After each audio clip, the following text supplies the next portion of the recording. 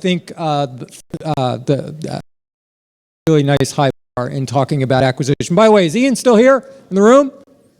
Ian, we want to find out what happened with your boss, if she was actually texting you, if you got in trouble for that. He'll report later, but I'm curious. We want to continue on in our next session talking about recent learnings in acquisition. As Ian was outlining, he was using multiple channels for acquisition. And a number of those channels, especially in the last couple of years, have become costly as the walled gardens go up and as data and those channels become more costly. So the paths for acquisitions, the channels of acquisitions are ever changing, and strategies and tactics are ever changing. So we wanted to spend a half hour discussing some of the more recent tactics that are working for some key programmers, marketers in this space that are leveraging these channels for acquisition. To take the lead on this discussion, we have Angela Sanchez, who's the Vice President of CRM at Universal Music. She not only runs consumer relationships there, but also email, social, and sites, and she works with many of Universal's individual artists in driving customers to Universal. Please welcome Angela on our panel. Thanks, Steve. Good morning, everybody. We've been talking a lot about the email experience over the last day and content and data segments and, what we're marketing to them, but we all know it begins with the subscriber. So I think looking at what your acquisition strategy is key for any business. We also know that it can be different for every business. What works for one may not work for another. So we're going to dig into that a little bit today. But to start off, I'm going to have my panelists introduce themselves, especially because one of the names is incorrect on the slide. So please ignore Libby, who I'm sure she's great, but is not up here. But please, go ahead. Hi, I'm not Libby. I'm Jessica Vogel. I'm a director of product and digital marketing at Sears. I oversee the Sears Marketplace business, which is partners that we work with to sell on Sears and Kmart.com, and really gives the breadth of, extends the breadth of product we have to millions so we can really serve our customers. I recently joined Sears, I've just been there a few months. Before that, I was at Dell for over 10 years, and then I started on the agency side, so I've kind of seen it all. And I'm Alex Refson. I work for the NFL. I work on Christine's team, centric marketing actually. So we help manage the database, and I actually focus mostly on email. Down to what are key tactics, and I'll go ladies first. Yeah, thank you. I think everyone knows Sears. We've been around for over 130 years. We have, between Sears and Kmart, a very base. Sears sells automotive services, appliances, tools, clothing, an extent of just pretty much everything under the sun that you could possibly need. In regards to acquisition, we have a very wide online footprint, also a lot of stores. We're really focused on whether we call it omni-channel or like an integrated retail experience, really connecting store, mobile, online all together, leveraging an app, really making sure we're serving the customers in the best way possible. Alex? Yeah, so we have a pretty wide variety of different fans across the country and internationally now at this point. We get customers through email, social, paid social, institutional media, and then online through our fantasy game and our subscription products. So we kind of have a lot of different ways that you can come in, and then you kind of go on your own path from there. Could I ask, just because we heard a little bit from it from Christine yesterday, so fans are fans of the teams. Are they necessarily fans of the NFL? So are you looking for fans of teams? Are you looking for fans of the NFL? Both? We're looking for both, so we're just looking to get anybody in, and then once we have them in, we want to kind of understand who they are, and that's how we determine how we're going to market to them. So it's important for us to understand which team they're a fan of. That way we can give them the news that they want to hear. So if I'm a Giants fan, I'm not going to want to hear news about the Jets per se, but so if we get that data that we know that person is a Jet fan, we can make sure we're feeding them the right information. And one thing, I just follow up with both of you, are both of your customer base US based? I'm making an assumption here on the NFL, though I've seen it obviously international. That's a big initiative at the NFL, just trying to go international. So we have 4 games this year in London, we have a game in Mexico. So that's definitely a big opportunity. There's a lot of untapped market there and a lot of opportunity to kind of expand our database even further. Yeah, and we are also in Canada, but US-based company for sure. So just jumping right into it, what would you say is your primary channel for acquisition? Well, there's a lot of ways for acquisition. I think the best thing that we try to focus on is targeting customers that have shown an interest. I think this is kind of a best practice, and it came up in a roundtable yesterday, and we're talking about how to grow your lists. Targeting people that have already shown some interest in you. Usually it will help you have a better long-term, like lifetime value with your subscribers. So whether it's, well, at point of sale when they're in the store, at point of sale on the site. I've definitely purchased online before, and sometimes you can't, it's not even an option to sign up for email. So I think really capturing people that have already shown an interest is really a great way.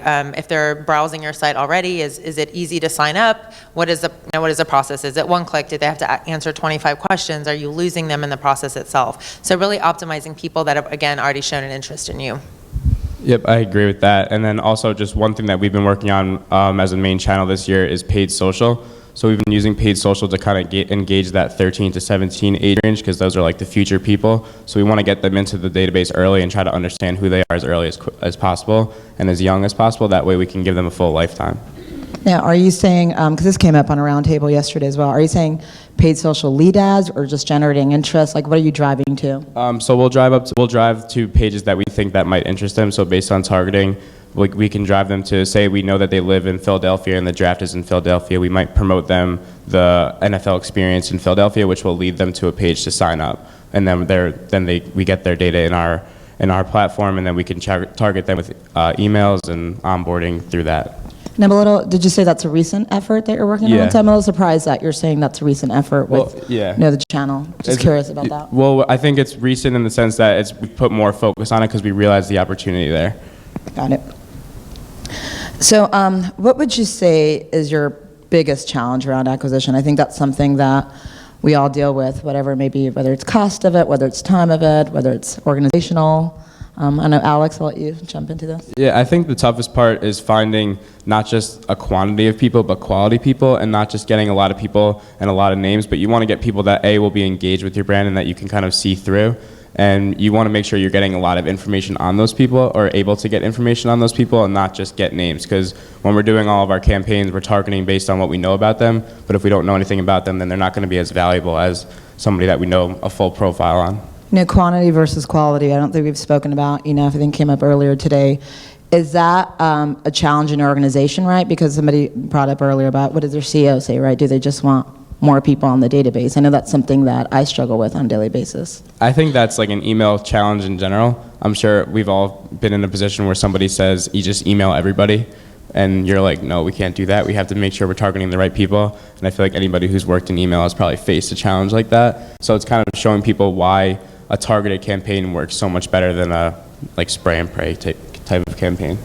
Yeah, and just to chime in, and I kind of mentioned it earlier, and again, I mean, it's been talked about, but again, focusing, I think a challenge with acquisition efforts overall is when someone comes to you and is like, we need to grow the database, what do we do? And I'm sure a lot of the ESPs and support and, come up with these great ideas, but it still comes down to the fact that you're out there potentially grabbing at people that haven't shown an interest in you. So I think a lot of those recommendations still are, maybe we shouldn't once or twice a year sit down and have the same conversations about what is that golden ticket acquisition program to grow the database, but what are the things that we should be doing along the way, and are we doing those well? And looking at how people are subscribing. So let's say you have retail stores, that you're both online and retail, and you're asking people at point of sale, both online and in the store, they would like to sign up for email. And let's say 90% are coming through the store. Well, looking at the data, seeing how people are responding. So how can we grow on that? What can we do? So can we look at the stores that are performing well? Then we dive into the stores. Is that coming from 75% of the stores? So 25% of the stores aren't trained, they aren't doing it, and really finding what's working organically and building from that versus, what's that list out there that we can purchase, or how can we, what's that quick fix way to fill, build up that email list? Yeah, and taking a step back from that, right, you talk what's that golden ticket to acquisition, which I think all of us have been asked, and there is no answer. I think everyone here would have a different one. If you just thought, about all of us in this audience, not necessarily just the channel that we're in, what do you think is the most sustainable acquisition model? You want to take that one? Let me think about it. mean, I think like kind of just going back to what you said about like finding people that are most interested and then targeting them. I think we're moving into a digital age where social is like a more prominent thing. Everyone's on Facebook, everyone's on Instagram. So I think that's like kind of the channel of the future per se, because once you kind of get them in through that, then you can onboard them via email and things like that and other channels. But just getting them in, I think the reach on social is just huge, so it's just a huge opportunity. I think something you and I were talking about, Jessica, was just organic, right? I mean, that's what we're talking about. People that are interested is really an organic way that works for all of us. I don't know if you want to expand on that. Yeah, I mean, I think the organic way, and I think also having a value add of getting people to give you their information. I think we definitely, it's come up a number of times, like the entitled customer, the entitled consumer, like definitely what's in it for me if I give you any information about myself. I think the 10% coupon has maybe come and maybe lost its allure a little bit.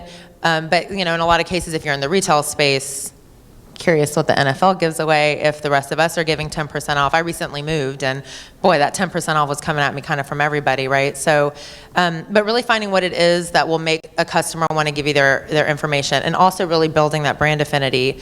One thing that we have done at Sears over the years is we build a Shop Your Way rewards program.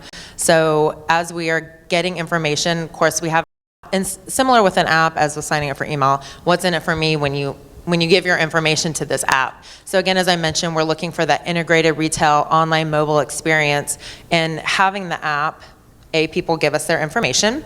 So now we have that, and kind of what's in it for them. What's in it for you for having the app? Well, it's a couple of things. So we have in-vehicle pickup. So if you have to run errands and you want someone you don't want to get out of your car, they will come give it to you. We have an exchange return program, also guaranteed within 5 minutes. I think we've all shopped in a store. You go to return something, you think you're going to be in and out, and there are a ton of people ahead of you. There are no associates, and you just want it to be over with, but you know your 60 days is up and you've got to wait. So really making that a convenient experience for a customer. And again, so then when we're asking people to register, you know, there's more than one reason just signing up for email, which people would think they're just going to get bombarded with emails and potentially coupons. A more integrated way to engage with your brand.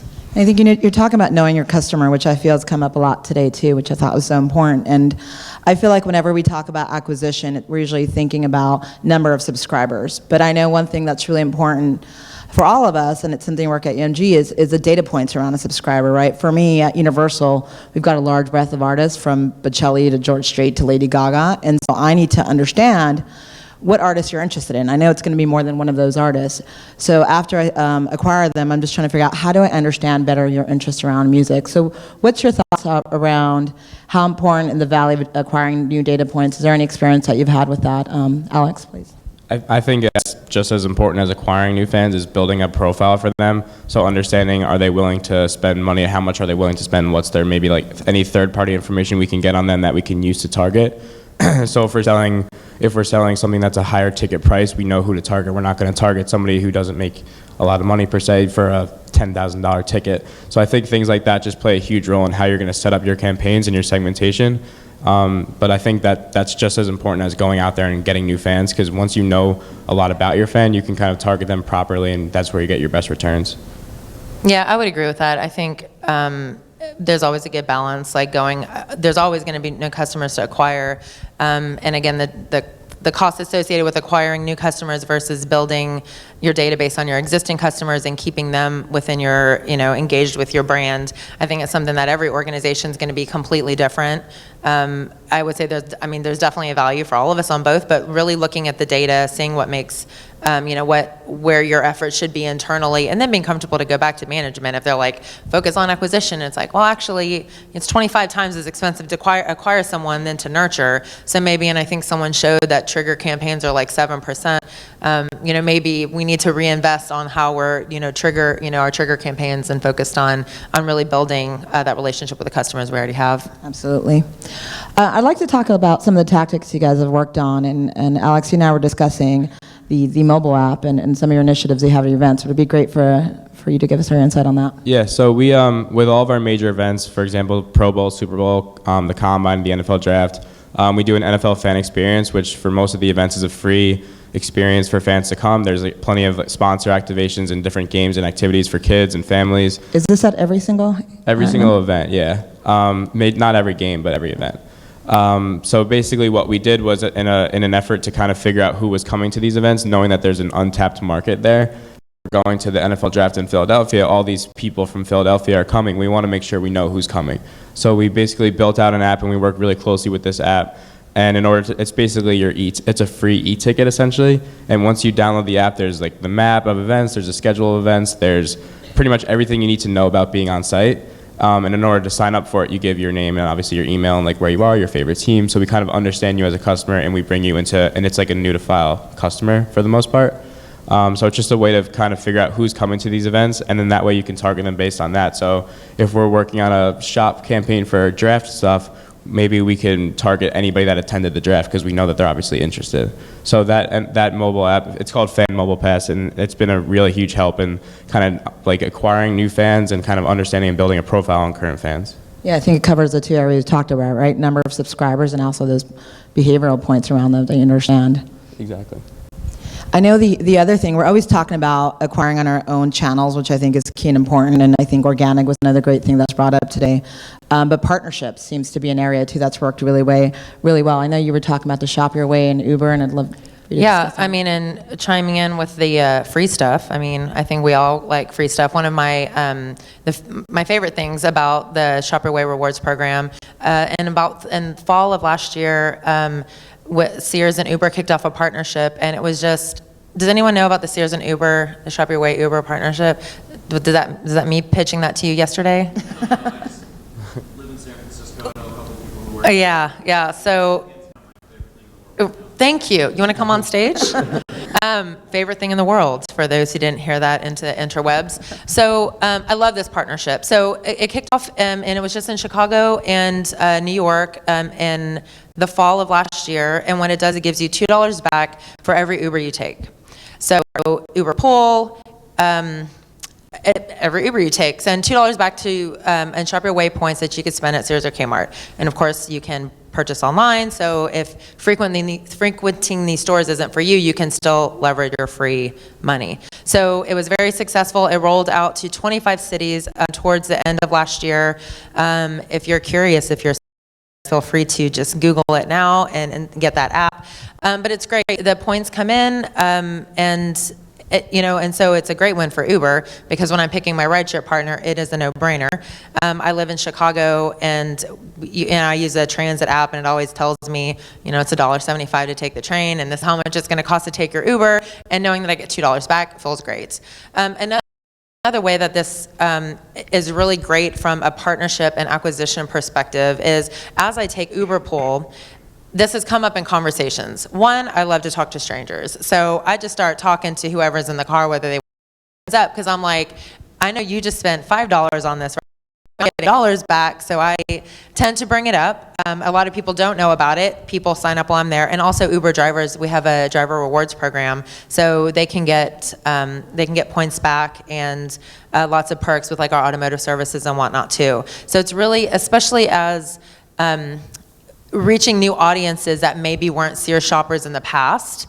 But like if I use Uber every single day I go to work or multiple times, it's kind of hard to pass up that kind of free money. And again, then they get you engaged with their brand and building some brand loyalty, because then they want to take the Uber and then they get the points back and they'll come shop with you.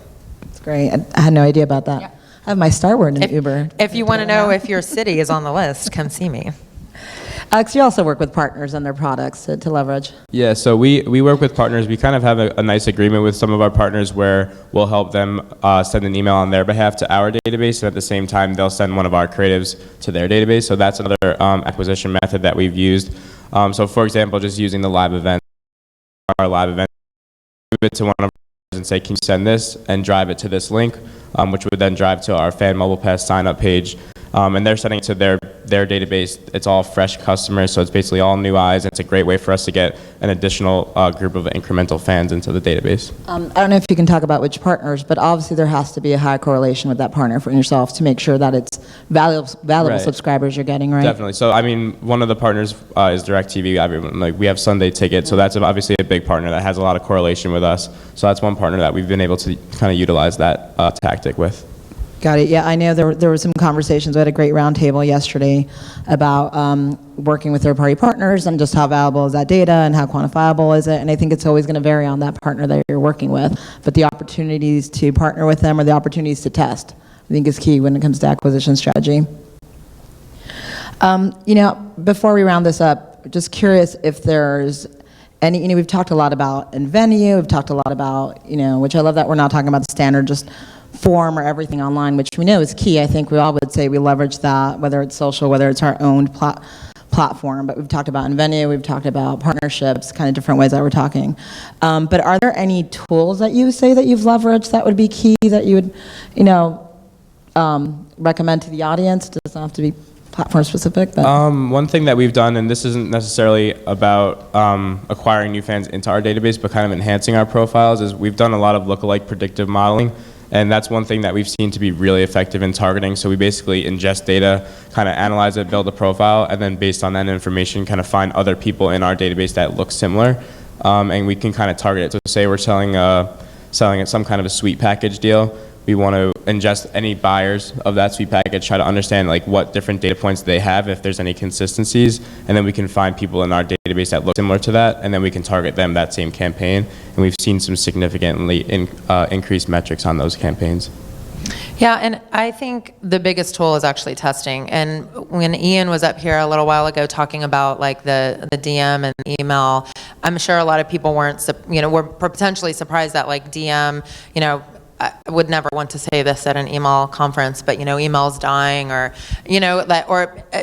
that direct mail is still so important and continues to be so important. And so at an email conference to see that direct mail is still so vital to that business, and I've definitely seen it before in my career when people are like, we could cut out direct mail, but that's really not the case. So really testing and understanding what's going to work for you. In my previous life, we had done a couple things trying to kind of push organic subscribers. So a couple things that you can do, or we have done in the past, is like a homepage takeover online.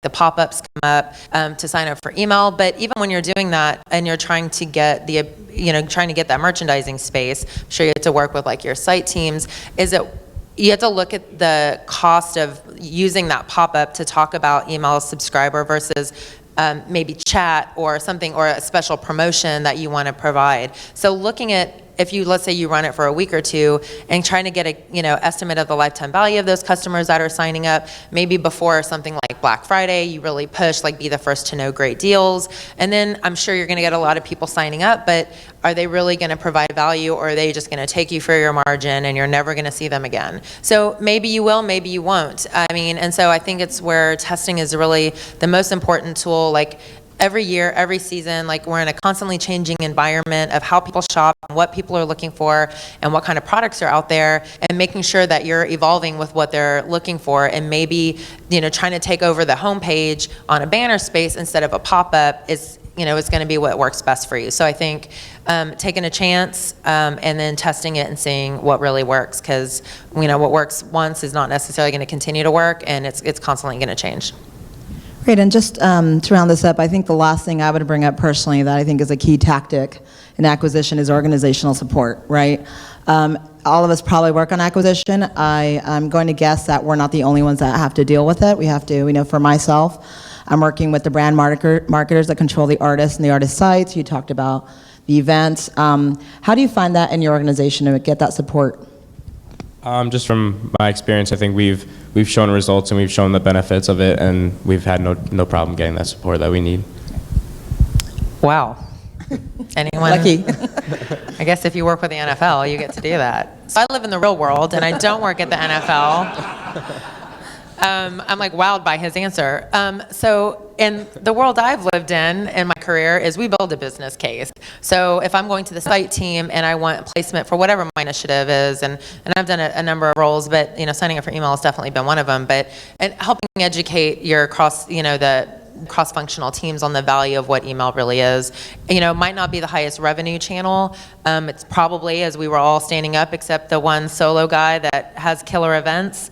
It's the highest ROI channel for a lot of us. It's definitely an easy trigger to pull as needed with your business. But really making sure people understand the value of the channel, the value of how you can build that brand affinity, or ruin it if your email program is like not up to par, and really communicate and target that content versus, you can certainly do retargeting on your site, but once you get that email address, and it was also brought up earlier, doing retargeting on banners, that just once you get that information, there's just such a great ability to talk to those customers in just a smarter way. And I think in a lot of cases, people that don't work in email aren't really aware of how personalized it can be and how important getting that email address is and nurturing it over time. So I think once you really get that solid business case, and again testing, as I mentioned earlier, if you can prove the value of it, prove that lifetime value, that it maybe becomes a no-brainer. Come see Alex after, see how that works. But and I think it really comes again back down to the data and what you can prove out. Thank you. Yeah, let's go to questions. Anybody have any questions of a group? Yep. Hi.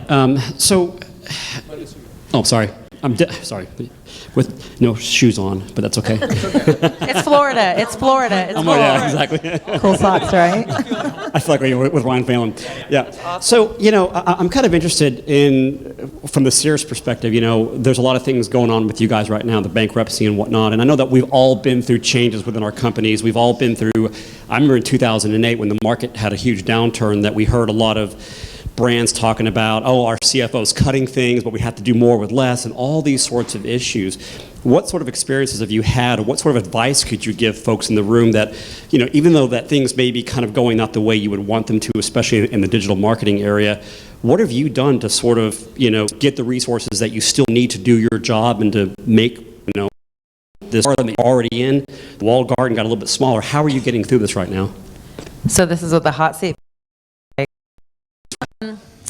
I prepared for that question.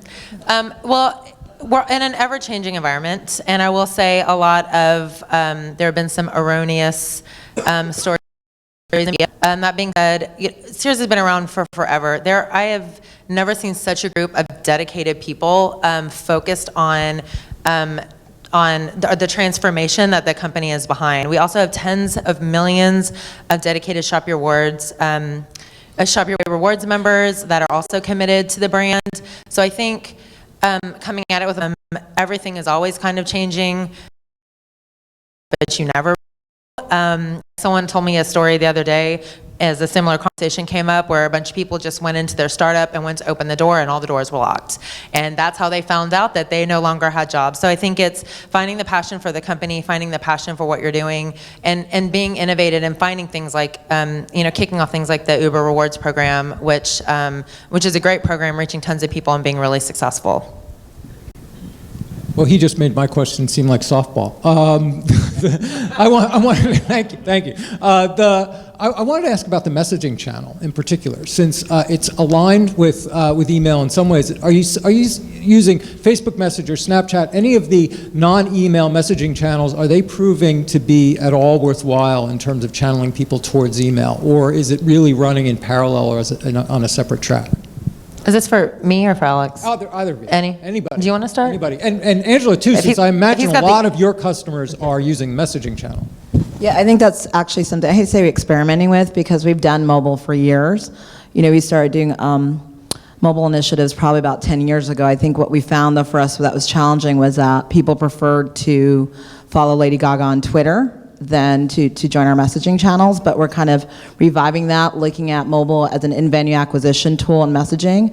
And Facebook Messenger, it's been a challenge. If everybody's watched over the last year, the hopes of it being artificially intelligent is not there, but we're actually creating tests around that right now. But the key is to start the conversation. which is where we're at about with like 5 or 8 artists, and still need to measure the results and acquiring them, because that's what I want to do, acquire them with more Are you data. thinking yet about it? Do you want that? Are you satisfied with having your consumer simply interact with you on that channel, or do you see a greater value in converting them into email contacts? I think, right, you've got to let the customer interact with you the way they want to. I'm going to try to convert them, and those that I can, I will. I think it's another impression, another opportunity, but for those, I realize they won't all be, convert to a different channel, so I'm going to leverage that one. Yeah, so we actually launched our messenger bot on Facebook pretty recently. So we've been using that. I think we used it around draft, and we kind of used it as a way, the messenger would ask questions, and it's kind of a way for us to gather more information on our customers. So this was we recently started using that. Yeah, and I would just say, I mean, just in the retail this is a very different audience that we're talking to. And I think email is a much older channel, and we're still trying to figure that out just, as marketers. And I think some of the social media platforms, especially as you're talking about something that's deals and finding the right way to be like, ooh, that patio set's now on sale, and what's the appropriate channel and how does it work and who's the right audience for it. So I think, are we ever going to Snapchat that? Maybe not the right forum, but again, as we continue involving how we talk to customers and how people want to be talked to. And I know this came up the other day too, but even as like for us, an option when you sign up for email is you can get it via email or text. And there was a story, I think it was in the roundtable about how, I think it was Dennis actually, his son's, he was like, I sent you an email, and they like pulled up their phones and like they didn't have a text because they weren't exactly putting together the difference between email and text, and making sure we're talking to the customer in the right way. So whether it's some form of social or through SMS, just making sure we use those right channels. Angela, Jessica, Alex, thank you very much. Thank you. Thanks. And we'll be continuing